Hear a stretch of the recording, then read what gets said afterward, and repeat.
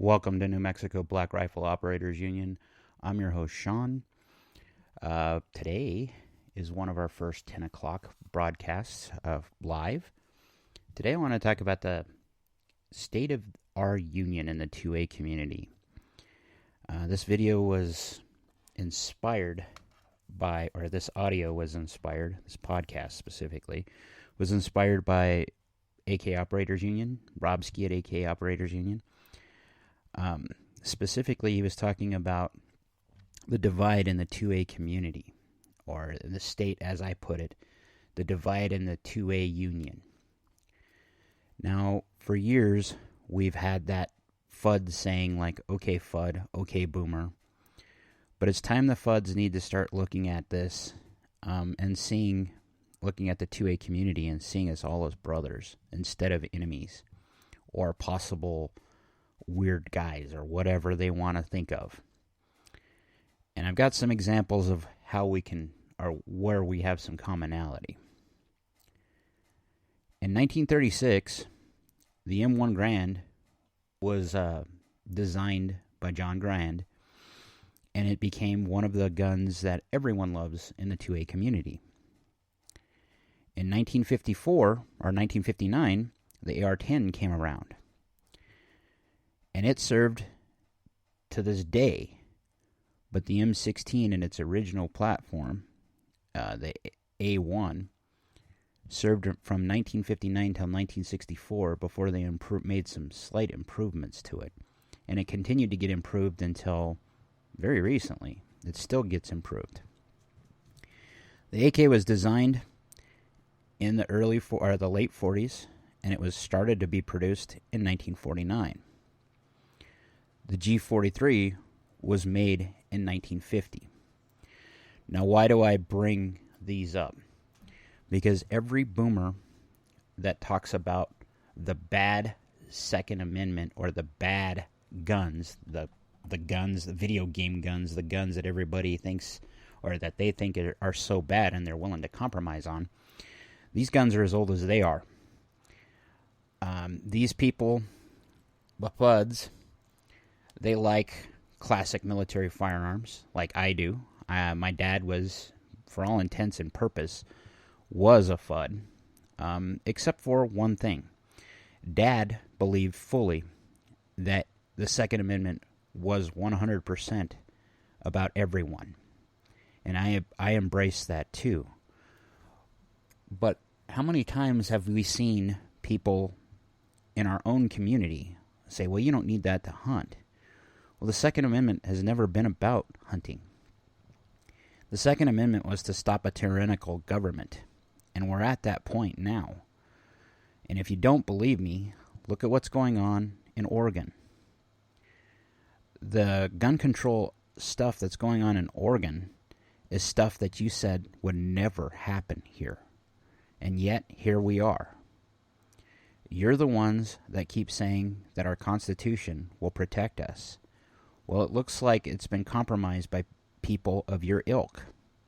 And what I mean by that is how many people in Congress right now are bought and paid for by the shill media or by the shill lobbyists. Now, I'm a firm believer in the Constitution. That's something my dad ingrained in me very much. I love the history of the document, and it is the founding document of our country. But it does have some innate flaws in it that should be fixed. So the left did have some idea of what they were saying is kind of correct, but not in the ways they were thinking. For instance, in 1986, everyone's boomer friend that seemed to unite the country at the same time did more for passing gun control than any president since, and that would be Ronald Reagan. In 1986, he passed the NFA, in a roundabout way, which banned all firearms that were fully automatic after 1986. They had to be registered, and the NRA backed them with this. The allies that we continually think we have, like the NRA, aren't our allies. Instead, what they are infiltrators. They will sell us out for their own benefit. And if you don't believe it now, look at what just passed Congress with the omnibus spending bill. Now, I've talked about on this podcast about the NDAA, and I've talked about what's in it. What really is concerning is the fact that they're willing to fund ATF agents for enforcement to some giant number that makes no sense unless they're trying to start going house to house. Now, everyone in the 2A community says they won't do that, but Mike from Mr. Guns and Gear made a very succinct point on Twitter to Tim from Military Arms Channel. And he said what they'll do is they will make enough examples of the populace by making these raids strategic and bloody or example-ish as they can. Because then what will happen is you turncoats will turn in your weapons and comply. Now, I've said this before, and I tell you this all the time, Freeman, don't ask permission. But we are way past the time that you say, no, peaceful non-compliance is the way out of this. Now, we talk about the differences, but what about the commonality? Those same hunting guns you were talking about that aren't good for hunting are chambered in a caliber you use for predators like coyotes and varmints like groundhogs. Specifically, the 223. You have to understand the 223, or the 5.56 in its current integration, was designed when you were about to go to Vietnam, boomers. And why was it designed for that? It was designed to bring the modern battlefield rifle into the 21st century. It is just as relevant that the AR-15 is around as the M1 Garand or the Winchester Model 70. It is an advancement of technology that needed to happen. And for all your faults that you've had, what I need you to do is unite with us to understand. Those things you said would never happen are happening now. The days of us being divided and you thinking that they won't come after your bolt-action rifle or that semi-automatic 5-shot Remington rifle that you use for deer hunting are over. They're coming after it, and the mask is dropped, and they've said it in no uncertain terms. It is definitely time to stop looking at people that have tactical firearms and thinking that they are some sort of weird abnormality. The fact is, the younger generations started looking at firearms through the only means they had at the time. A lot of people weren't blessed like I was, where I got to be exposed to firearms at a very young age, learn their proper use, learn what they could do, and enjoy them as long as I have.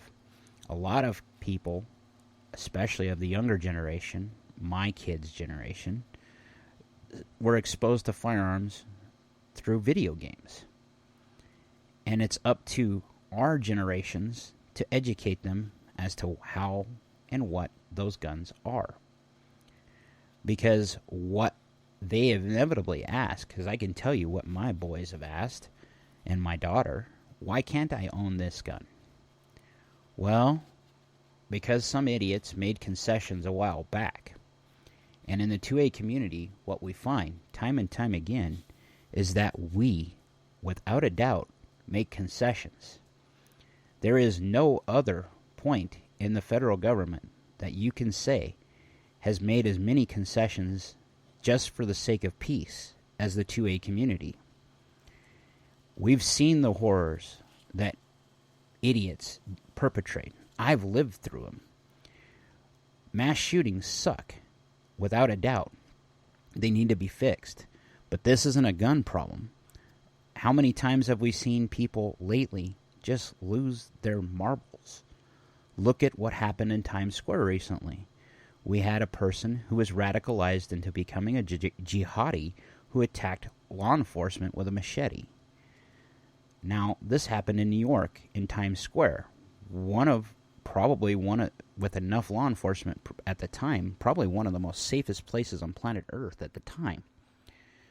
Why does this keep happening? We keep focusing, or people keep focusing on the object and not on the issues that we have at hand. We have socioeconomic issues that we have not even attempted to address in the United States. You have people nowadays that believe that they are justified in taking that crime or taking their pound of flesh out on someone else because they don't feel like they got justice. Now, whether you believe in elections or not, or you believe that there is election fraud or not, you know exactly what I'm talking about. People want their pound of flesh, and they don't want to compromise.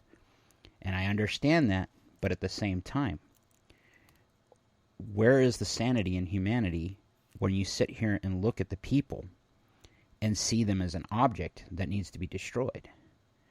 It makes zero sense to me that we would actually look at another human being, unless they're trying to harm me, my family, or my community, that I would want to take them out and kill them. So why do kids, specifically our younger generation, think that's the only way they get a hug or some love or some attention? Where have we failed in our society?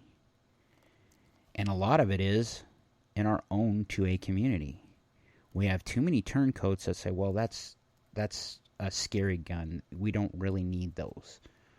Well, no. You make one compromise, and they'll come for all of them. And if you don't believe me, look at what's happening in Oregon. This is the plan that they're wanting to go with everywhere in the United States. They are looking at disarming the populace. So the question I have for you is, what are you willing to do about it? I have been in groups of people that were a mix of age groups. And what I noticed is they're inherently older than what they need to be. And what I mean is, we talked about how we were going to protest. We talked about all these other things. We're missing the younger generation. We need people to reach out. We need people to come together. And for once in our life, I understand that we have our preferences for the firearm that we use, and that you may despise or like other firearms because of that. But it's time for you to realize that while they come after people like me who own certain types of firearms, they will inevitably come after you. It is time, especially after we've lived through the COVID experience that we have. You have to see, without any blinding agent of any kind, that the government is no longer your friend. One of the most touchy subjects that I can think of is the Back the Blue crowd. And in the 2A community, this is a big part of it, because we all know cops, detectives, that are worth their weight in gold. But for every one of those we know, there's probably 2 or 3 that probably shouldn't be wearing the uniform. And these are the ones that will enforce the law as they see fit, as they see it, that the government is always right. Remember, slavery was legal. Remember, the Holocaust was legal. Who came for those people? The police.